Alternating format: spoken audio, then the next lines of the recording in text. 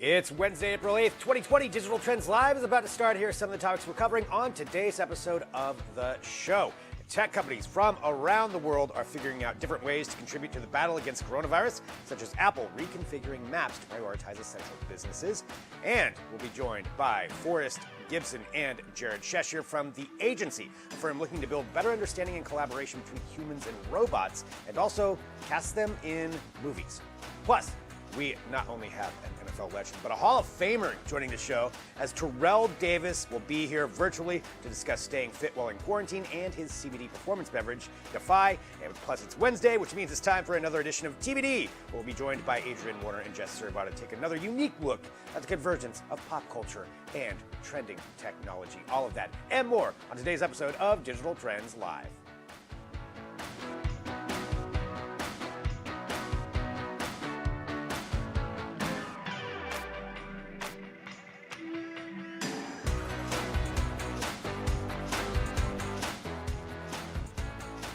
Hello, everyone. This is Digital Trends Live. Thanks for joining us wherever you are. We appreciate it. Of course, we're all working from home. I'm working from my living room, and thanks for being here. Digital Trends Live broadcasts every weekday, 9 a.m. Pacific, noon Eastern, bringing you trending tech headlines, news, interviews, discussions, and so much more. All broadcasting live across a number of different platforms. We're on Periscope, Twitter, Twitch, Facebook, YouTube, LinkedIn, Dailymotion, Apple News, 2 different mobile apps, and a smart television app. So wherever you're watching, you can join in the conversations that we get to have here as part of this. But as we always do, let's start off and bring you up to date on some trending news in technology. Naturally, we'll go to how big tech is responding to the coronavirus. And there's a number of different ways that we see companies working on this. But one, going to the personal level, is Jack Dorsey announcing yesterday that he is personally going to donate $1 billion toward the fight against coronavirus, helping out charities. He's got something that he has set up, and specifically called the Start Small Foundation, where all transfers, sales, and grants will be made public in a tracking sheet. He's what he wrote about this. So they're going to actually be making sure that everybody sees where the money is going.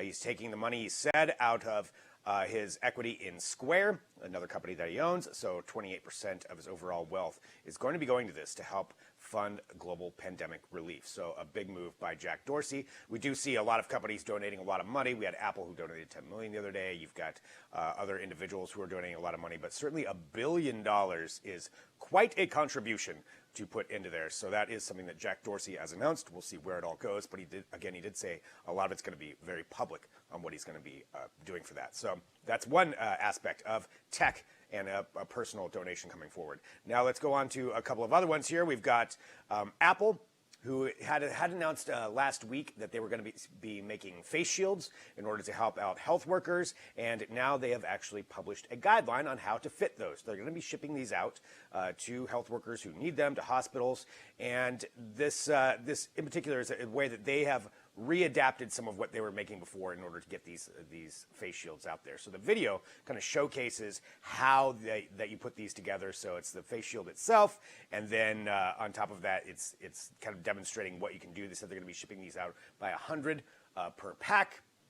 So there's just another example of a tech company kind of shifting to adapt to what's going on and changing up their process. They're certainly not the only one. You see a lot of companies that are working on this. You've got ventilators that are being made. You've got all kinds of other products that are coming out. And actually, Apple iPhone maker Foxconn is also going to start making ventilators. So another company is kind of added in there to doing that. But it's interesting to see how quickly these companies can adapt and change what they're doing. You've got all kinds of companies, Ford, Tesla. You've got a number of them that I'm even missing some here that are changing up what they're doing in order to help out with that. So kind of a good sign there to fill in some of that gap of equipment that they need. Apple doing something else too, another announcement that they're going to be prioritizing maps to bring up essentially essential businesses.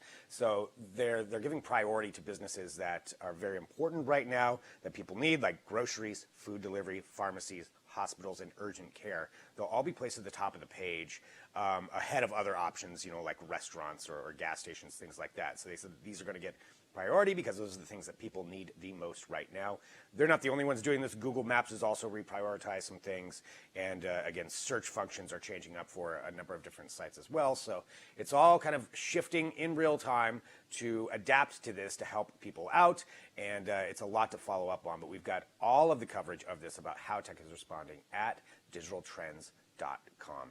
All right, continuing on here with some trending news, let's go to something else. We do know that later on this year, at least according to Sony, the PlayStation 5 will be debuting.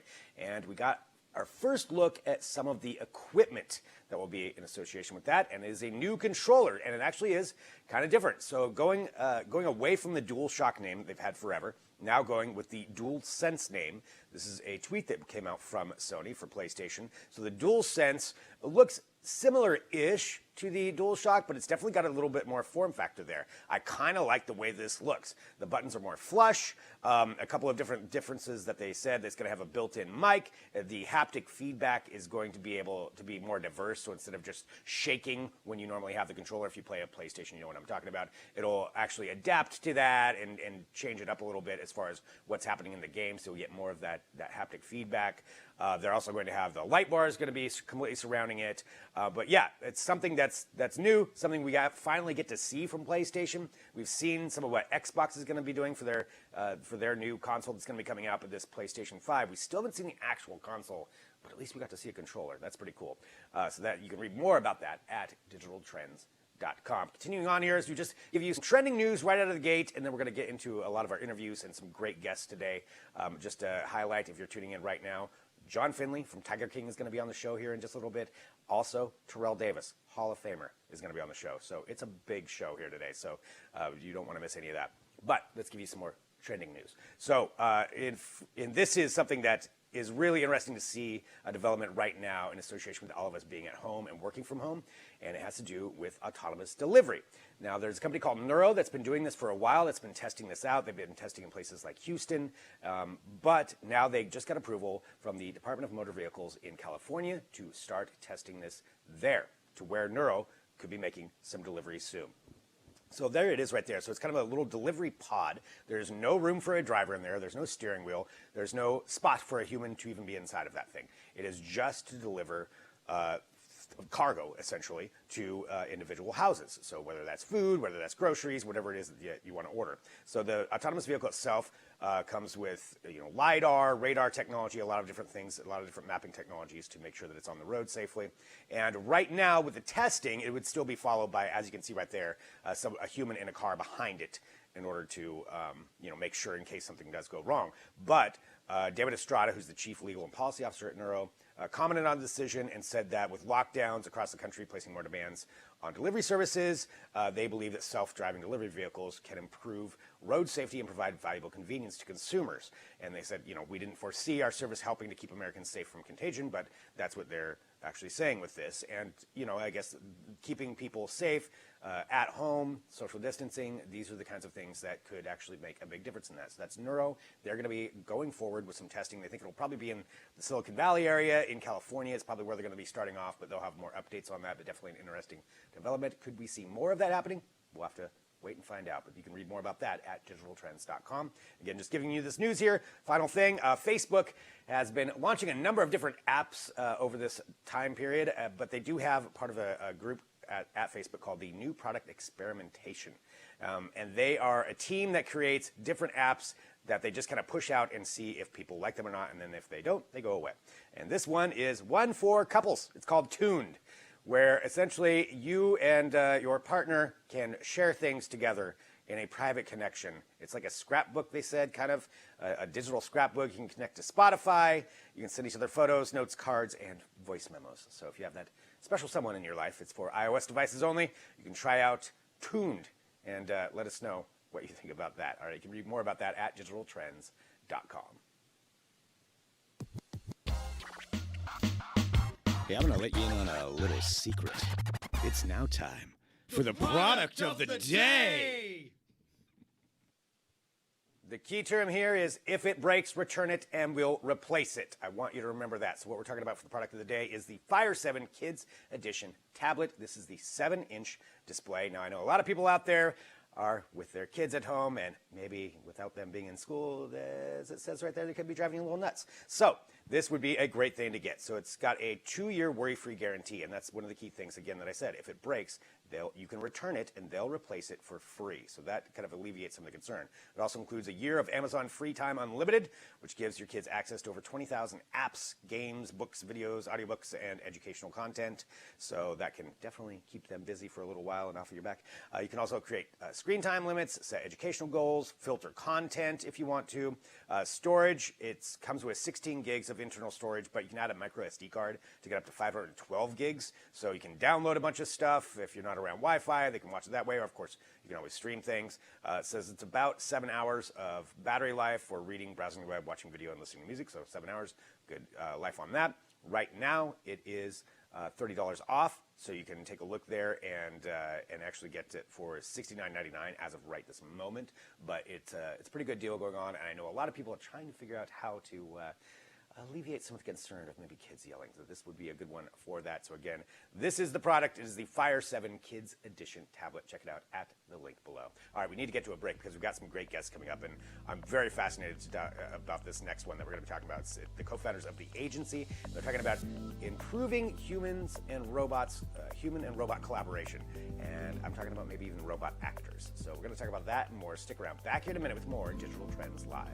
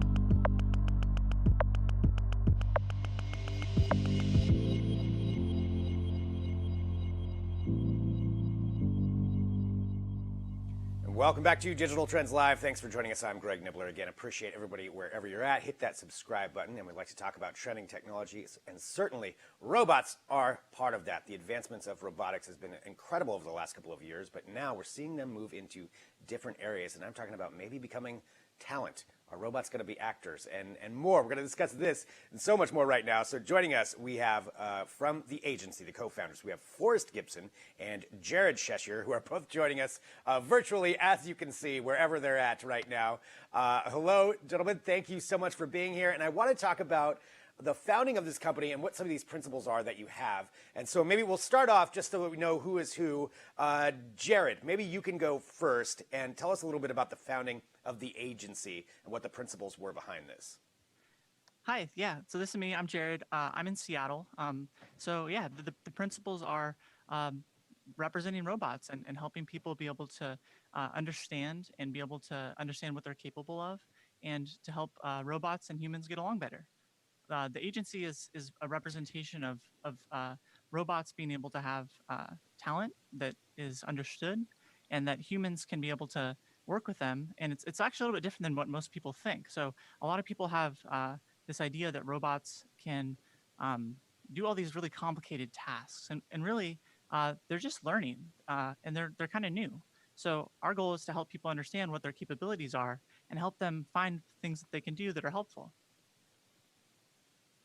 And looking at it from that standpoint, I mean, I think we're all familiar with some of the like Boston Dynamics robots and some of the different ones that are out there in association with those. And one thing, though, that I noticed that you were founded on was the principle that you want to build better understanding and collaboration between humans and robots, but also that you're a talent management resource for robotic personalities.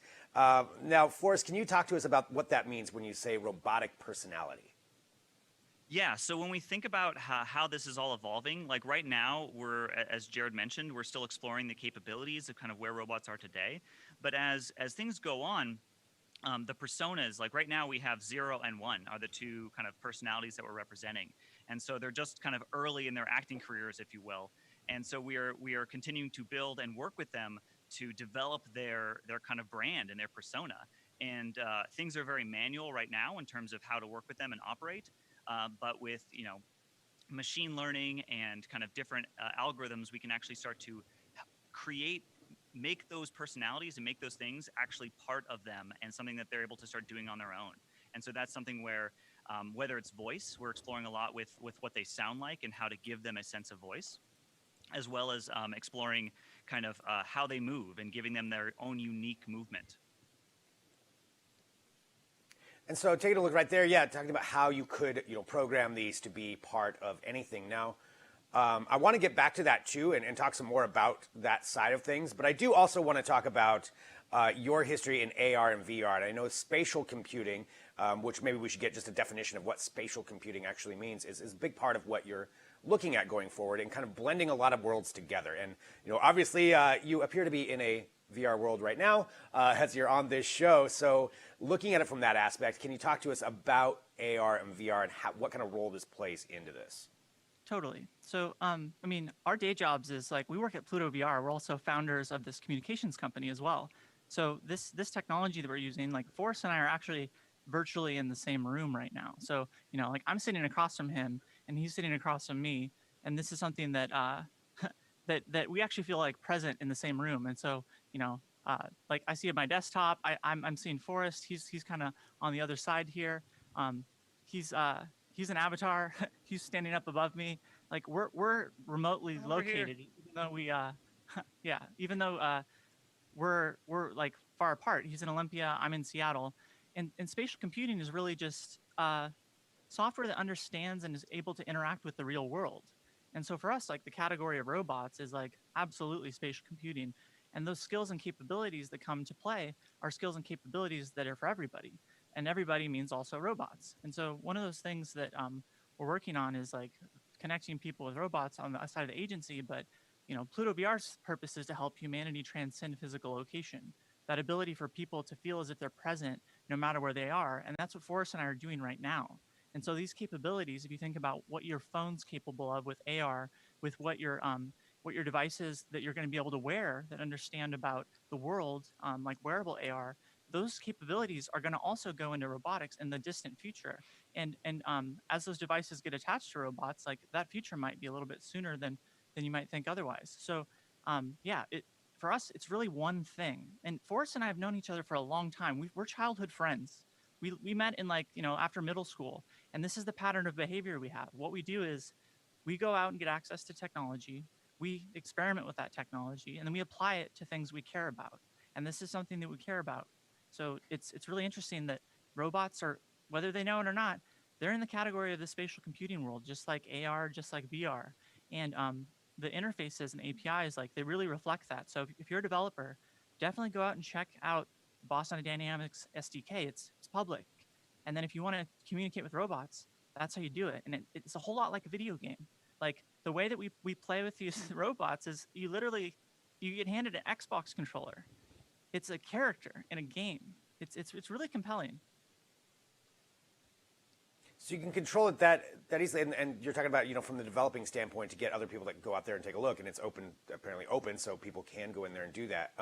This is an interesting concept, I think, with all of these worlds combining together, and I definitely understand where you're going. And going back to the agency and the talent side of it, with all of this together, how do you foresee this being applied in, say, I would have to think, if you're talking about talent, maybe movies or television shows, what kind of a role do you think that robotics is going to play in that going forward? So the way to think about this is through history, robots have played an important role in kind of media and entertainment, but they've always been people in costumes. They've always been puppets, or more modern-wise, they've been computer graphics and 3D renders. And the real difference is, in the same way that, and so the transition that's happening here is the same way that you cast a person in a movie is now going to be the same way that you cast a robot in a movie. And so the thing with the Boston Dynamics Spot platform, you can cast one of these robots in a film, and they can walk on set, they can walk off set, they can go onto the red carpet. These are things that have never happened before. Like, Star Wars has been kind of leading the future with a lot of these things. BB-8 is a droid that can actually roll onto the carpet. But in the actual filming of the film, there's still a small percentage of the actual film where it's a kind of a practical robot.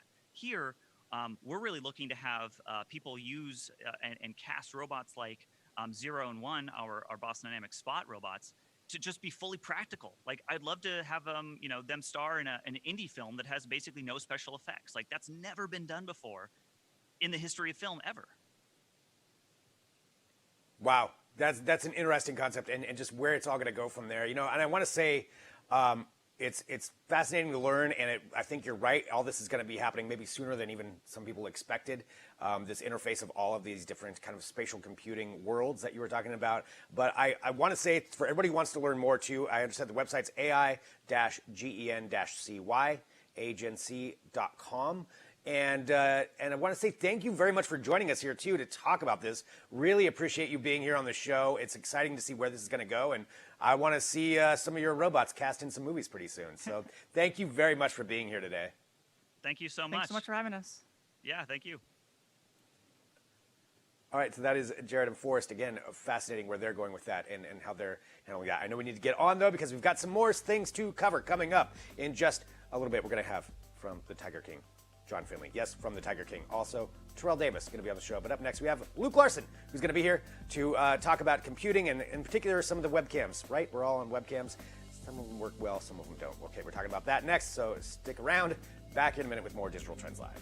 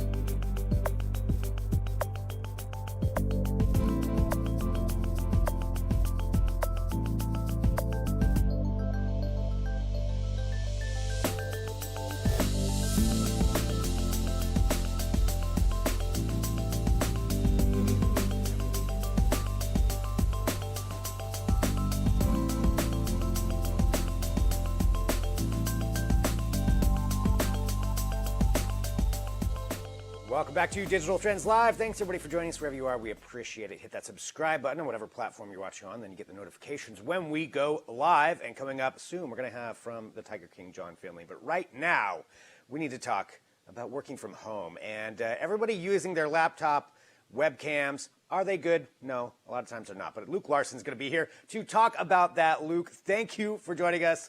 It's nice to see you, working from home. We're all working from home right now. But you have this op-ed that kind of went up on Digital Trends. And can you walk us through what this is about?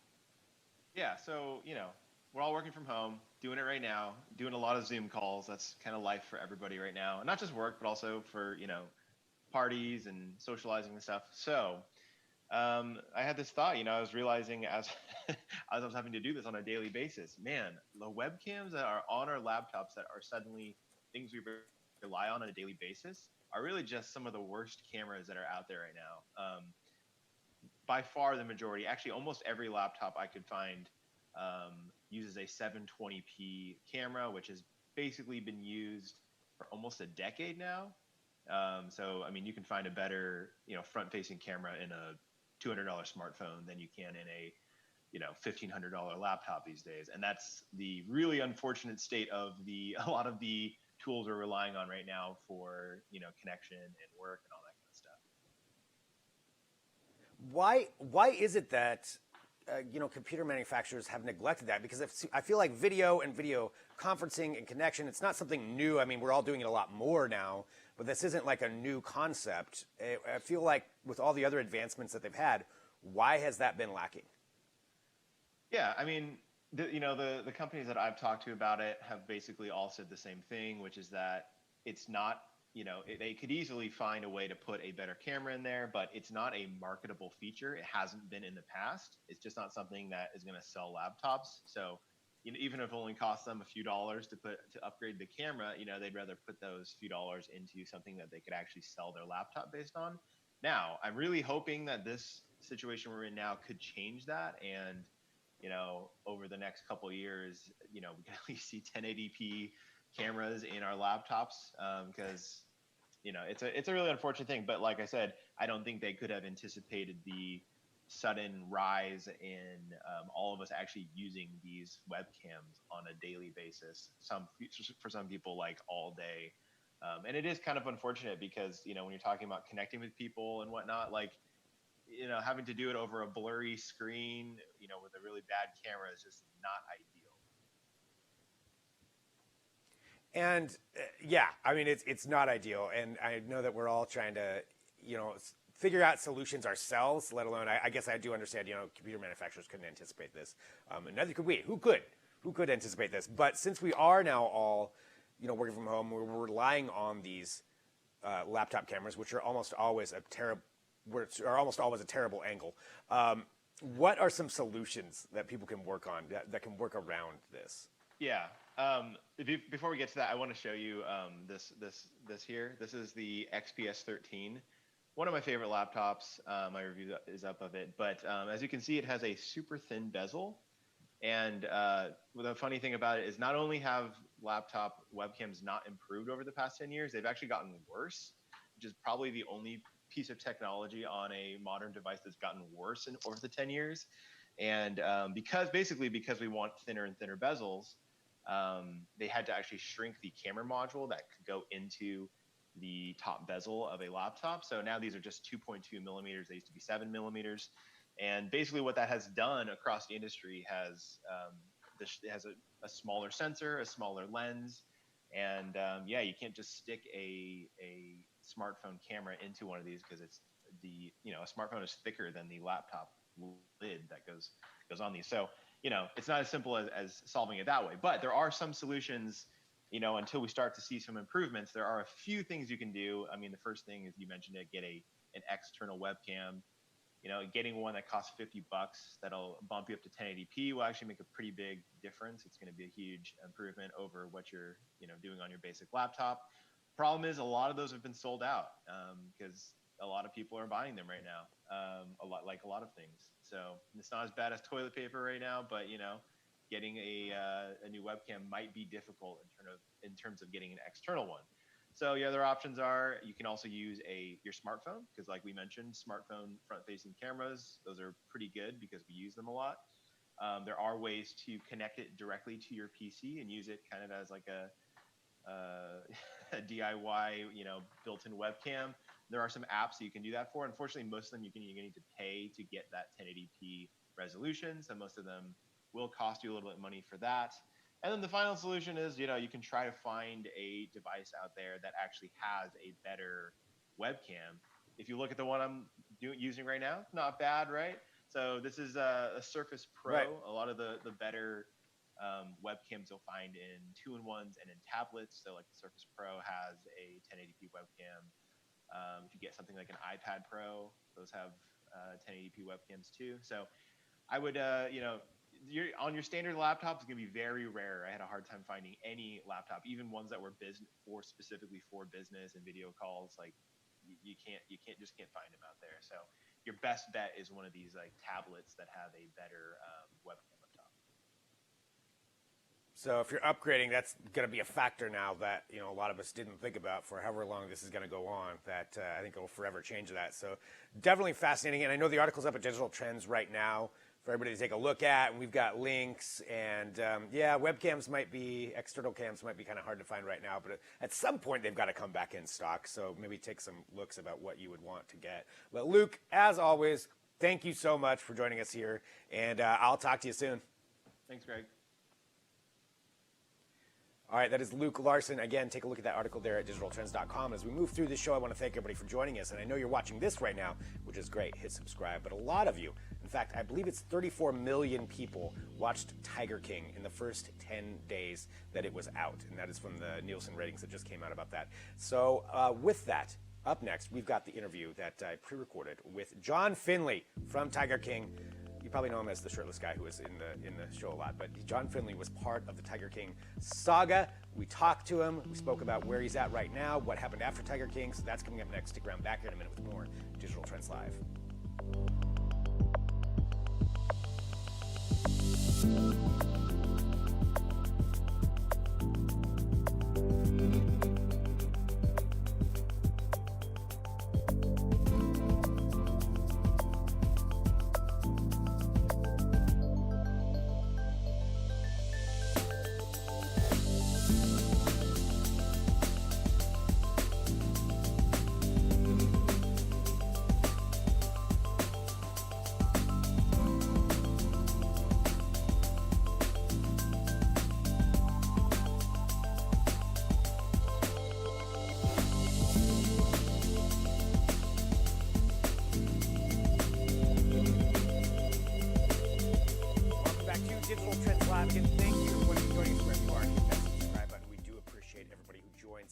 I'm Greg Nibbler, and certainly I think we can all agree there has been nothing quite like the phenomenon of Tiger King that has happened over this last couple of weeks. And joining us right now, we have one of the stars and focuses of Tiger King. We have John Finlay joining us right now. John, thank you very much for being here on the show.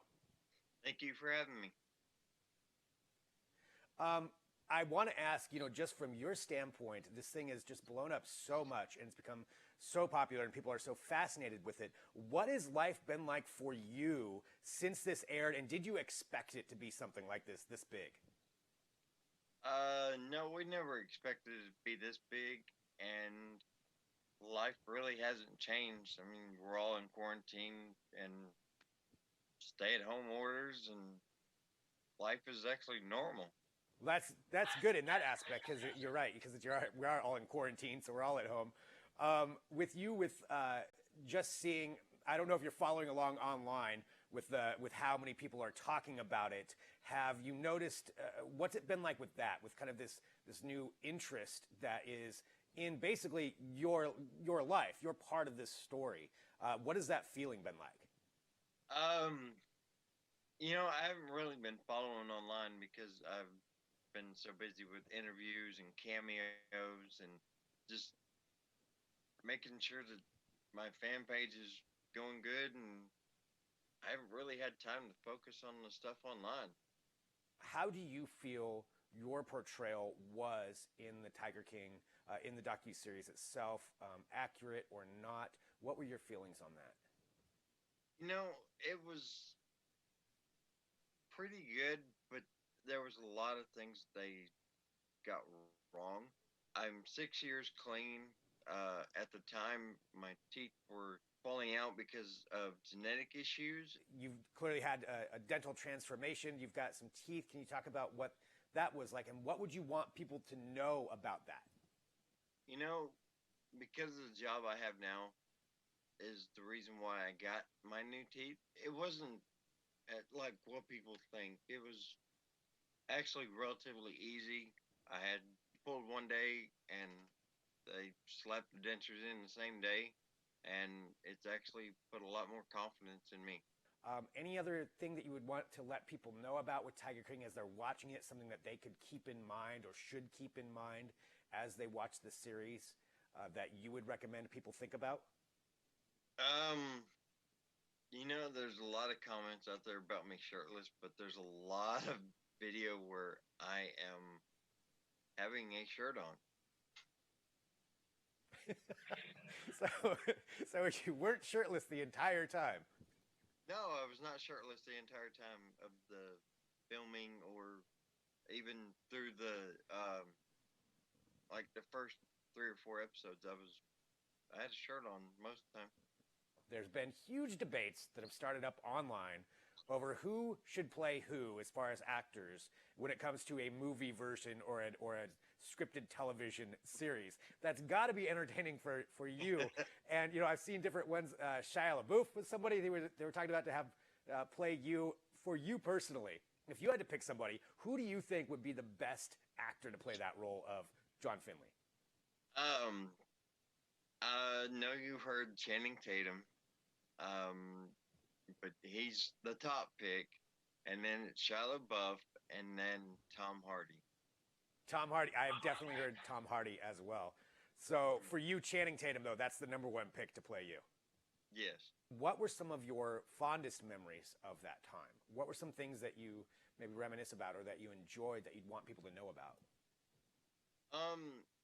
There was one thing that they didn't hit on, and it was one thing I was passionate about. The Animal Miracle Network is the one thing I was the most passionate about, because people, when their last dying wish, if they wanted to touch like a tiger or a wolf or a baby bear or just any type of animal, we would try and make their last wish come true before they passed away. As we're all learning this story, what else should people know? They left out a lot about the life around the park. I mean, it wasn't always the best around there. I mean, there was a lot of hostility at times, but they didn't even touch on how we took care of the animals, how we cleaned cages or anything. So skipping a lot of that stuff, the actual work that you were doing, and then showcasing more of the drama side of things. Yeah, they showcased a lot more drama than what really needed to be showcased. I know that you've got some other things in your personal life as far as you got, I believe that's, just to clarify this, did you get married or you have a fiance now? I have a fiance now. Getting married is in the works. For you personally, you mentioned that, for your job now and for what you're doing now, that, you have the new teeth and you've got a lot of things that are going well for you. And I know we're all in quarantine, so that kind of limits what we can all do right now. But after quarantine is over, what's next on the horizon for John Finlay? The only thing really next that I can really say is inspirational speakers for drug abuse and for the youth of the nation or the world. Well, John, thank you very much for being here. As I said, really appreciate it, and very inspiring where you're at right now. You look great. I know you're in quarantine, but once you're out, then maybe we can see you speaking on some of these circuits, talking to people. And John, thank you for being here on Digital Trends Live. Thank you for having me, and I want to say thank you to my supporters, my fans, and everybody around the world. John Finlay, right here on Digital Trends Live. Appreciate it a lot. So there we go.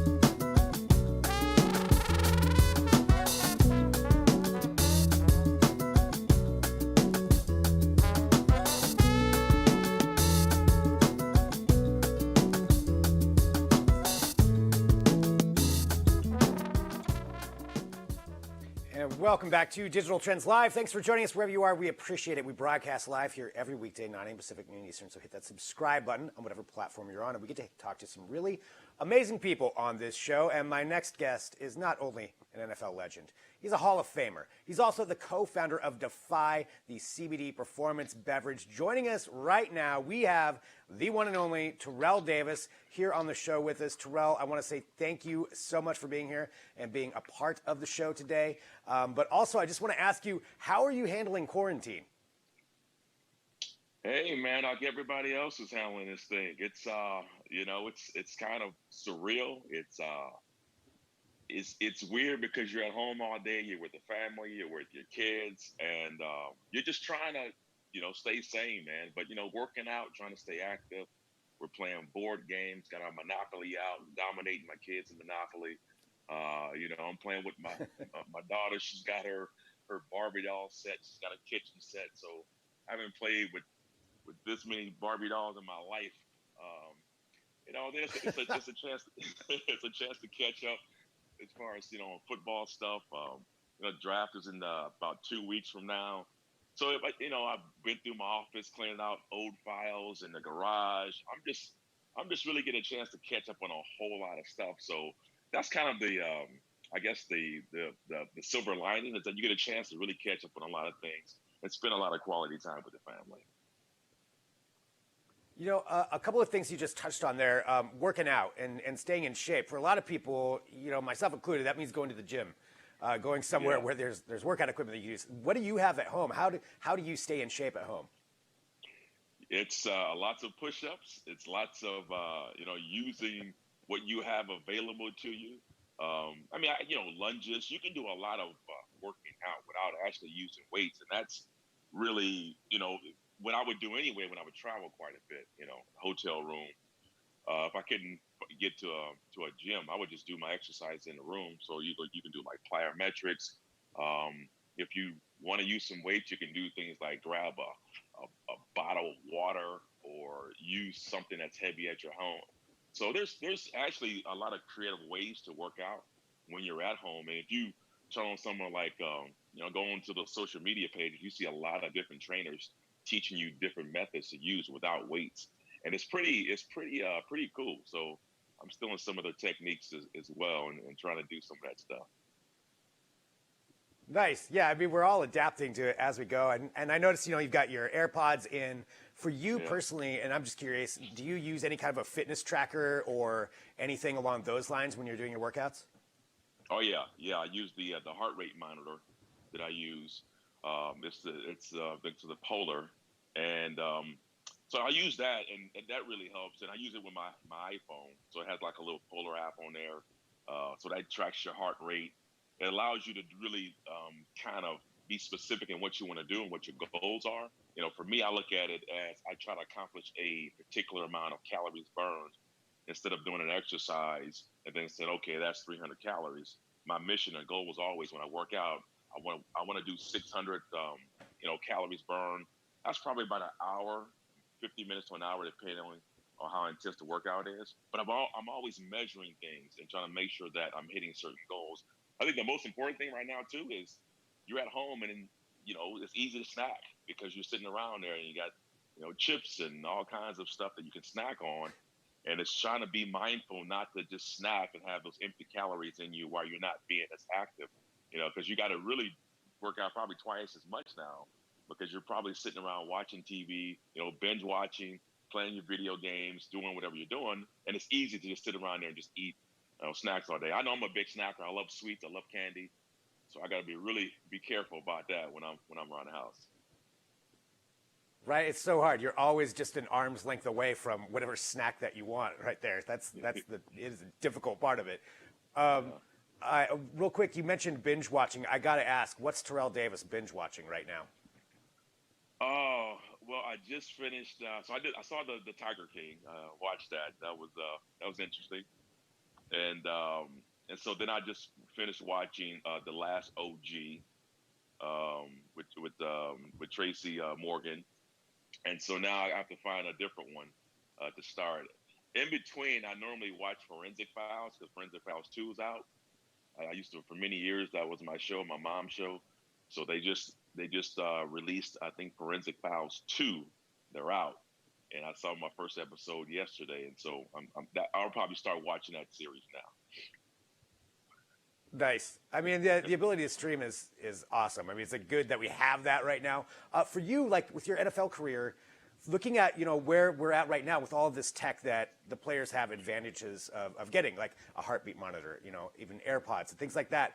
Is there any piece of tech that you wish you would have had back then when you were playing?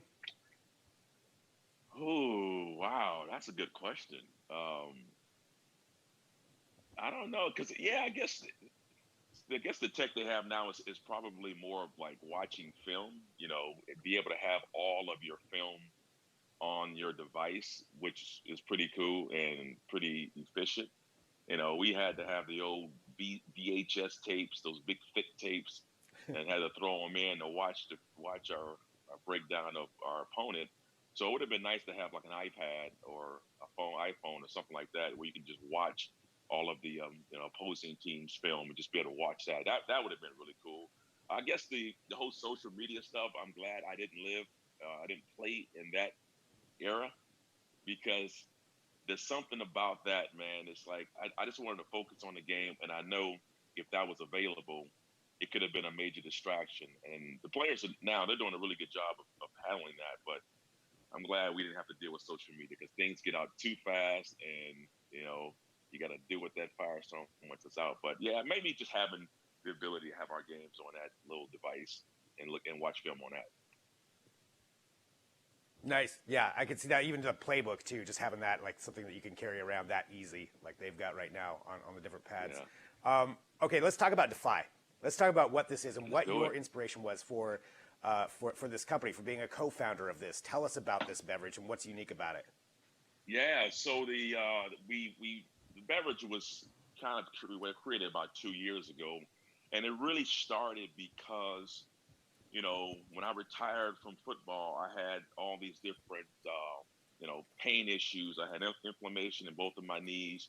I wasn't moving or as active as I wanted to be, and I felt like that was a problem. And so, around 2 years ago, I had heard about CBD. I wasn't really, pursuing it because of, I guess the stigma behind it. Obviously associated with marijuana. But the more and more I heard about it, the more and more I started listening to people talk about CBD.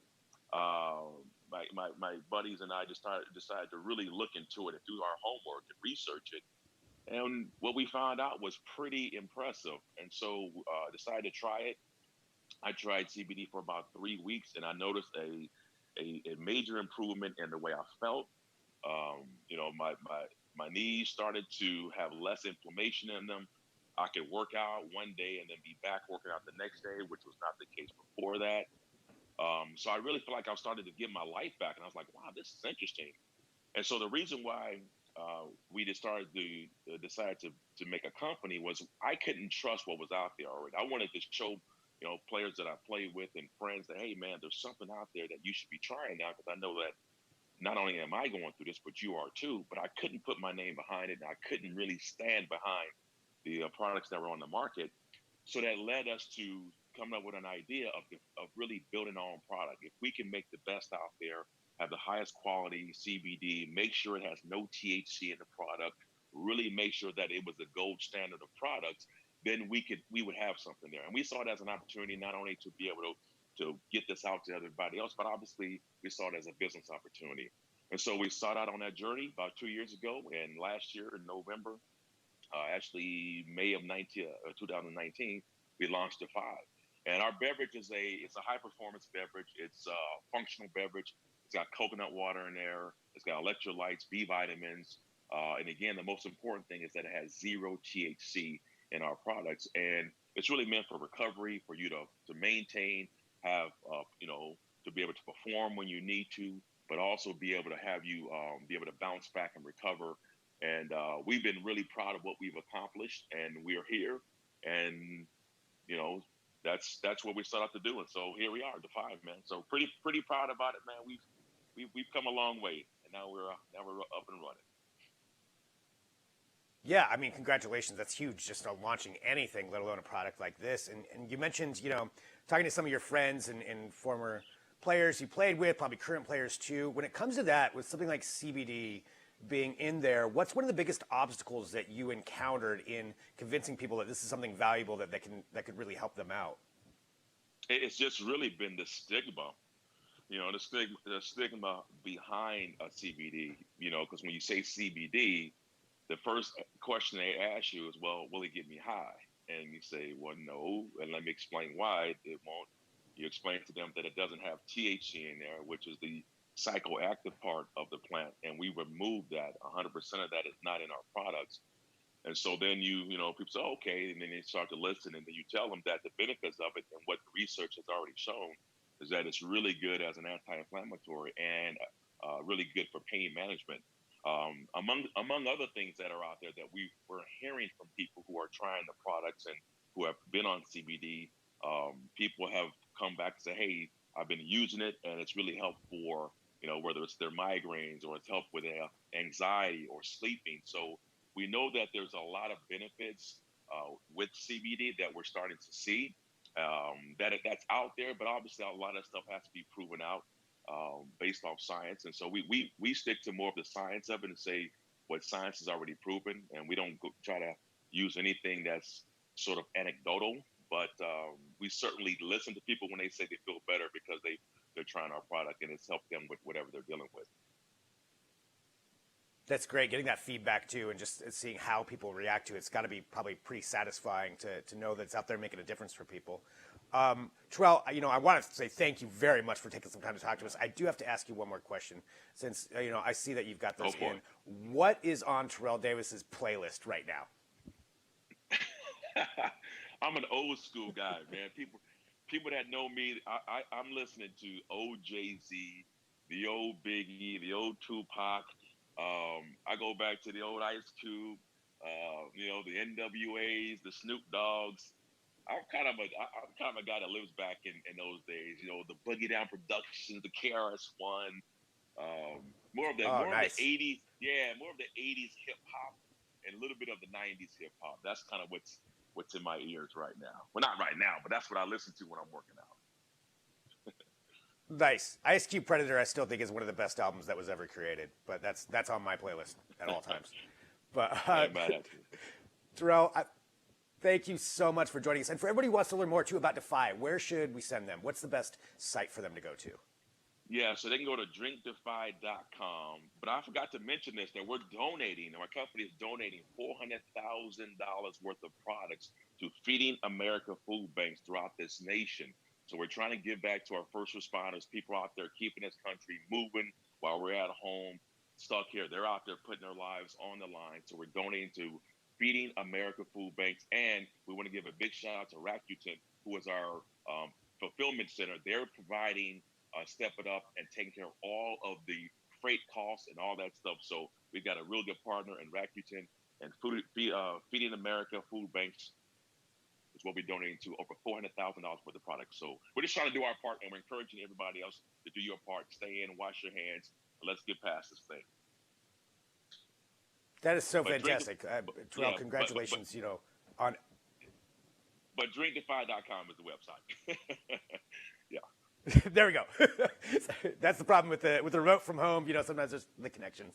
But yeah, drinkdefy.com. But definitely $400,000 worth of donations. That's so tremendous and fantastic that you're doing that, and that the company's doing that and partnering with all of those other places to get that out there. And so I definitely want to make sure that everybody knows about that too, and to contribute. And like you said, stay home, wash your hands.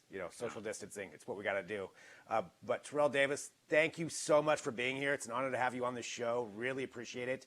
Stay safe and go, beat your kids in Monopoly for a little while. Absolutely. Have a good one. Thank you. Appreciate it. Thanks a lot. All right, Terrell Davis right here on Digital Trends Live. That was awesome. Okay, we've got more coming up, though. So thanks, everybody, for joining us. Hit that subscribe button. Coming up next, we have TBD. We've got Adrian and Jess. What's it going to be about? Well, that's TBD. So it's coming up right after this. Stick around back here in a minute with more Digital Trends Live.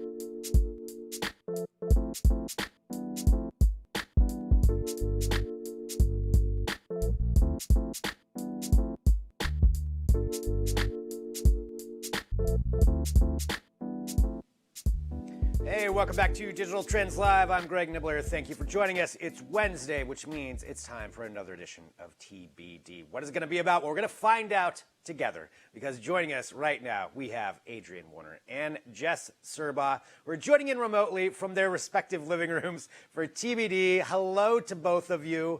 I want to say this. To start off, Adrian, maybe you can tell us what it is that we're going to be talking about here today. Yeah, absolutely. So TBD is our weekly show where we talk about, the intersection of tech and pop culture. And as you know, it stands for something different every week. So this week's title is the benefit drive, because we're going to be talking about benefit concerts. So let me pose this question to you first off the bat, Greg. What's the biggest kind of benefit concert that sticks out in your memory? As far as the biggest ones, I mean, I can definitely think of Live Aid and Farm Aid, or whatever those ones were. I do still, the one that probably sticks out the most for me is the one that was in high school, where there was this guy that I knew that tried to rap and it was terrible and the whole school saw it. So I do remember that benefit concert. But besides that, it didn't make a lot of money. Yeah, I would say like those big ones like Live Aid. Yeah, well, I mean, I'm sure that the rap one that you attended was well intentioned, but last week we talked about how broadcast viewership is way up as people are spending time at home, and also how artists are starting to get super creative with how they're putting their work out there. There's tons of musicians that are currently streaming online, streaming their performances, and this kind of is an interesting time where there's also a lot of fundraisers taking place, whether, it's the fight against COVID, or supporting healthcare workers, or supporting people who have recently lost their jobs. So it's a really interesting intersection that we're kind of seeing right now. And there's a really big event coming up. And actually, I'm going to take a step back. There's one that happened last week called iHeart Living Room Concert for America, where it was hosted by Elton John. And it was originally supposed to take place at the iHeart Music Awards, but because of COVID-19, it took place online, and they raised over $8 million for Feeding America and first responders. So there's going to be another huge one that you may have heard about. It's coming up next week. and it's called the One World at Home concert. So it's being curated and will feature headliner Lady Gaga, and all proceeds are going to benefit the COVID-19 solidarity response for WHO.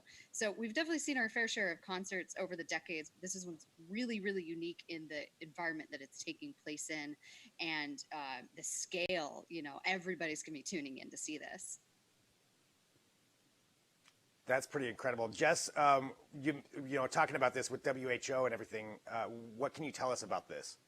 Yeah, so as Adrian mentioned, the World Health Organization and international advocacy group Global Citizen have announced plans for this benefit concert. It's called One World Together at Home, and it'll be broadcasting live on Saturday, April 18th from 8 p.m. Eastern to 10 p.m. Eastern. It is a global broadcast and a digital special to support like the frontline workers, which is, as we all know right now, incredibly important. And it's truly a star-studded event. It will be hosted by Jimmy Fallon, Jimmy Kimmel, and Stephen Colbert. So I think that speaks for itself. Again, as Adrian mentioned, Lady Gaga is headlining, and everything has been curated by her. We have appearances by people such as David Beckham, Eddie Vedder, Elton John, John Legend, Lizzo, Kerry Washington, Paul McCartney, Stevie Wonder, the list goes on and on. It will be airing on ABC, NBC, Viacom, CBS networks, and iHeartMedia. And it's also going to be streaming across essentially every major streaming platform, including Amazon Prime Video, Apple, Facebook, Instagram, Twitch, Twitter, YouTube, etc. So that's really exciting as well. Apple will actually be donating $10 million to the cause as well, which is amazing. And Lady Gaga says that she's actually already helped to raise $35 million just over the past week for Global Citizen. Wow. Super exciting. The Director General of the World Health Organization said, we may have to be apart physically during this time for a little while, but we can still come together virtually to enjoy music. And the Global Citizen had actually originally launched their Together Home campaign last month when everything started to kind of escalate a little, which is basically they described as a virtual no contact concert that aims to encourage everyone to take action and help stop the spread of COVID-19. So I'm really excited to see how that goes from, different stars doing it separately, with different videos to actually taking it into a live broadcast. Yeah, I mean, it's fascinating to think about all of them. Like, I just want to see what they're going to do for a performance. Like, and also I just want to see what their houses look like. Like, what does Lady Gaga's living room look like? Right? Yeah. I mean, that's got to be crazy. Also, I don't know what David Beckham's going to do, but definitely interesting. So all that's happening right there. So that's going to be coming up. Probably one of the most watched things ever. All right. I know another part of TBD though is Kickstart It or Kickstop It. And what do we have this week? Oh, Greg, we have such a joy for you. So continuing on with the music theme, we found this really interesting Kickstarter this week. And like you said, Kickstop It. So we have this weekly segment where we take a look at the world of crowdfunding. We're looking at a Swedish medieval band called, I'm going to butcher this, Falso Bordone. And they put out an album of plague music for this time. They're actually a real band that does play medieval style music, and they put a live concert out on YouTube with some of the hits that they're going to be featuring on this album. So, who can forget such, raucous hits such as Alta Trinita Beta, or, the self-flagellation chart topper from the 14th century known as Via Mutter Rhinomalts. It's really soothing. It's really interesting. I think it's perfect timing. I think it's important to note, too, that the actual title is called 1350, Music for a Plague. It's all right there. It's all you need. I mean, okay, number one, I'm just saying I am a big fan of this already. Self-flagellation music. I mean, come on. But what are we talking about here as far as stopping it or kickstarting it? I want to hear maybe Jess. What do you want to do? Do you want to kickstart it or kickstop this? I think you know where I stand, Greg. This is a very clear kickstart for me. I'm very on board. I can see myself dancing around to it already, basically. It just makes sense. Adrian, what about you? Plague music, pro or con? Oh, big kickstart it for me. I would say that this is kind of a perfect tee up of creativity, comedy, and, artisanship. So I props to them. Definitely will be supporting this one. I am 100% on board as well. Definitely kickstart it. I want to already. I will pledge as soon as we're done with this. I'm going to go on there and pledge for that. I am all for Plague music. All right, well, Jess, Adrian, thank you as always for TBD. But I know there's something we have to do before we leave, and that is Charlie Cam. And there he is. There's Charlie when he wasn't social distancing. I was gonna say this is before he was social walking distancing. He is really good at obeying, guidelines and regulations. Let me tell you. Awesome. Well, Adrian and Jess, thank you so much. Another edition of TBD. I'll talk to you both really soon. And thanks, everybody, for tuning into Digital Trends Live. We appreciate it. So wherever you're watching, thank you for tuning in.